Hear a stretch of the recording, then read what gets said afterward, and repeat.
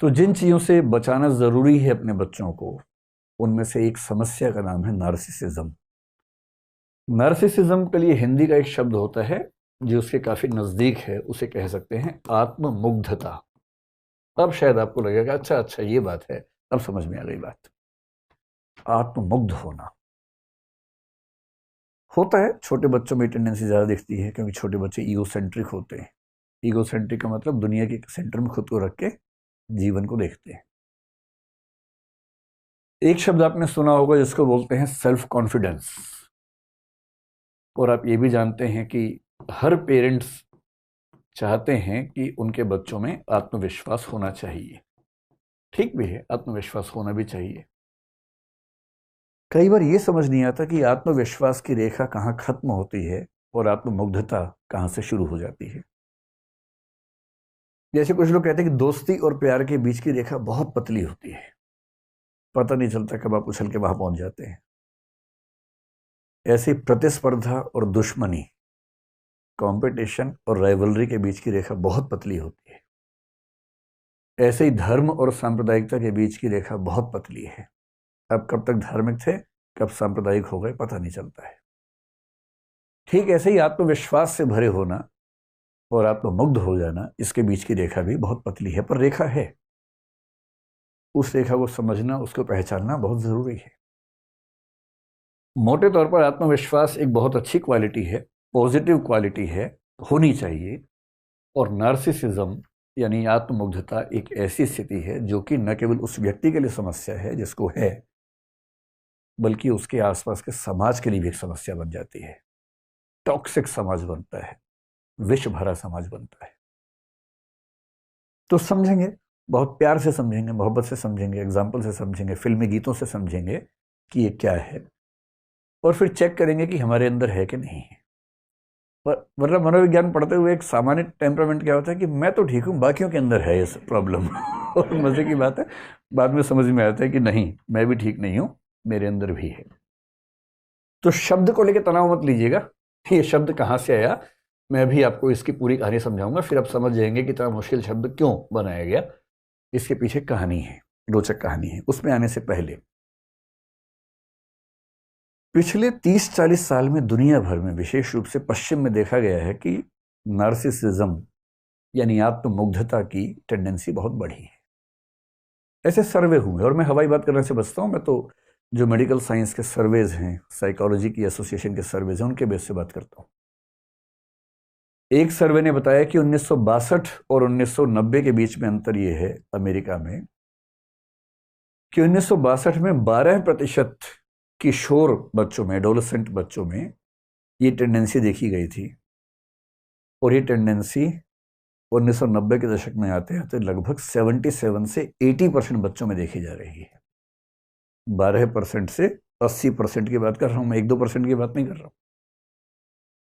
तो एक बड़ी समस्या तो है। भारतीय समाज में उतनी बड़ी समस्या कुछ लोग मानते कि नहीं है, लेकिन ये मानना पड़ेगा कि आज के समय में वो भी दिखना शुरू हुआ है।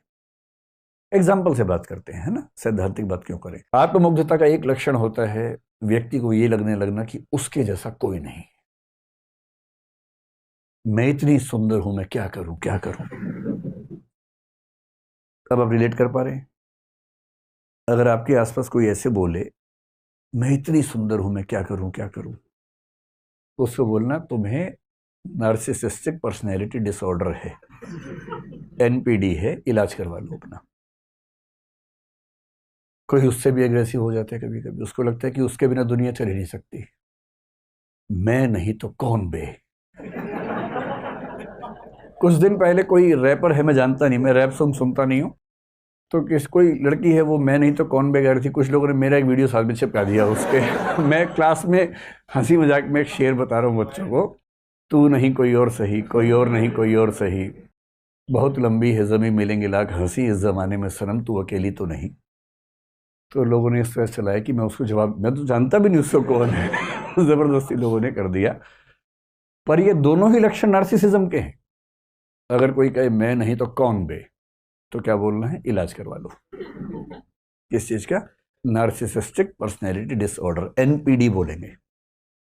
और अगर कोई ये कहे तू नहीं कोई और सही, तो भी इलाज करवाना है, क्योंकि इस व्यक्ति को भी जरूरत से ज्यादा आत्मविश्वास अपने ऊपर हो गया है। जब इस तरह के वाक्य सुनने लगे आप, तो समझिए कि कुछ गड़बड़ है। अगर किसी को लगे कि मैं संविधान से ऊपर हूं, कानून से ऊपर हूं, सब मेरे सामने छोटे हैं, और वो कहे हम जहां खड़े होते हैं लाइन वहां से शुरू होती है, कालिया फिल्म में अमिताभ बच्चन जेल में कह रहा है, तो उसको क्या कहना है, तुम्हारी लाइन अलग है, वो मनोविज्ञान के रोगियों की लाइन है, वहां तुमसे ही लाइन शुरू होगी, क्योंकि तुम्हारा ही इलाज होना है। ये तीसरा लक्षण है। कभी कभी किसी को लगता है कि इस पूरे ब्रह्मांड में मेरे जैसा कोई है नहीं, सब तो मेरे हाथों हो रहा है, मुझसे बड़ा कौन है। सेक्रेड गेम सीरीज में नवाजुद्दीन सिद्दीकी का एक डायलॉग आता है, कभी कभी तो लगता है कि अपनिच भगवान है, अपनिच भगवान है। और रोचक बात है कि नार्सिसिज्म के डिसऑर्डर को कुछ लोगों ने एक नाम दिया है, गॉड कॉम्प्लेक्स। जब किसी को लगने लगे कि वो भगवान है या भगवान जैसा है, भगवान के बाद नंबर 2 पे आता है, तो समझ लो कि सीवियर प्रॉब्लम में है, गंभीर किस्म का नार्सिसिज्म उसको है।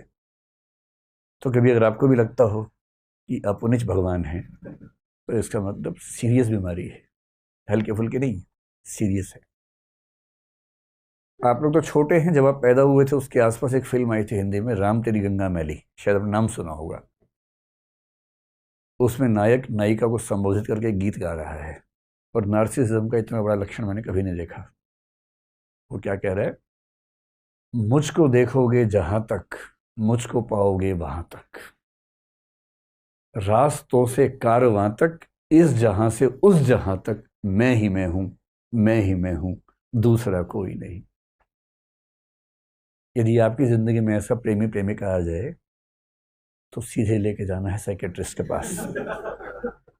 आपकी जिम्मेदारी बनती है, सच्चा प्रेम करते हैं तो उसका इलाज करवाइए, क्योंकि यदि आपने उसका इलाज नहीं करवाया तो वो आपका इलाज कर देगा। और जो नार्सिसिस्ट किस्म के दोस्त होते हैं, नार्सिसिस्ट किस्म के प्रेमी प्रेमिका होते हैं, पति पत्नी होते हैं, उनका लक्षण ये है, वो शुरुआत करते हैं लव बॉम्बिंग से। लव बॉम्बिंग मनोविज्ञान का एक कंसेप्ट है, लव बॉम्बिंग। प्यार की बमबारी कर देंगे आपके ऊपर, इतना ज्यादा मैसेज करेंगे, miss you, love you, like you, ये वो। 24 घंटे में कम से कम 500 मैसेज करते रहेंगे, और आप सोचेंगे कि इतना प्रेम करने वाला मनुष्य मुझे मिला है, ऐसा तो दुनिया में किसी को नहीं मिला। ये पहला फेज है, ये स्थायी नहीं है, ये सिर्फ पहला फेज है। वो दरअसल सिर्फ अपने आप से प्यार करता है, और इस समय आपको प्यार करने की वजह से वो अपने आप से प्यार कर पा रहा है। आप केवल एक टूल हैं, जिसको हासिल करके उसको खुद से प्यार करने की वजह मिल गई है। और ऐसे व्यक्ति को जो अगला स्तर आता है, उसको गैस लाइटिंग बोलते हैं मनोविज्ञान में। गैस लाइटिंग शब्द आपने सुना या नहीं सुना पता नहीं। गैस लाइटिंग एक टर्म है, इसका मतलब ये होता है दूसरों को इतना छोटा करके साबित कर देना, इतना आरोप लगाना कि वो बेचारा अपनी सहजताओं को भी पाप समझने लगे, अपनी कमजोरी समझने लगे। जैसे सुबह मान लीजिए उठने की बात है, सबका मन करता है आराम से उठने का, ये लाट साहब तो 8 बजे उठेंगे। अगर पत्नी एक दिन थोड़ा सा लेट उठ गई तो उसको इतना सुना देगा, तुम कैसी औरत हो, कोई शर्म ही नहीं तुम्हारे अंदर, तो तुम 8 बजे उठ रही हो, खुद रोज 8 बजे उठता है, 8 बजे उठ रही हो, नरक जाओगी तुम तो, मेरी माँ को देखो 4 बजे उठती है सुबह। इतना सुना देगा, इतना सुना देगा कि उस बेचारी को सुबह 8 बजे उठना इतनी गिल्ट फीलिंग हो जाएगी कि वो धीरे धीरे खुद को धिक्कारते धिक्कारते खत्म हो जाएगी। ये इसका उल्टा भी हो सकता है, कोई महिला किसी पुरुष को करे, ये भी हो सकता है। अपने साथी को, अपने दोस्त को, अपने पति को, पत्नी को, अपने किसी रिश्तेदार को उन चीजों के लिए ब्लेम करना जो दरअसल ब्लेम करने वाली नहीं है, इतना ब्लेम करना कि वो बेचारा इंफीरियोरिटी कॉम्प्लेक्स में, गिल्ट कॉम्प्लेक्स में चला जाए, इसको बोलते हैं गैस लाइटिंग। तो यदि कोई प्यार की बमबारी कर रहा हो, तो खतरा है कि अगला स्तर ही आने वाला है। फिर वो आपको हर चीज के लिए जिम्मेदार साबित करेगा, आपका आत्मसम्मान छीन लेगा, सेल्फ रिस्पेक्ट, सेल्फ एस्टीम खत्म कर देगा। ये मोटा मोटा लक्षण जो है, ये लक्षण अगर किसी व्यक्ति में आपको सारे एक साथ दिख जाएं तो उसको हम कहेंगे कि वो नार्सिसिस्टिक व्यक्ति है।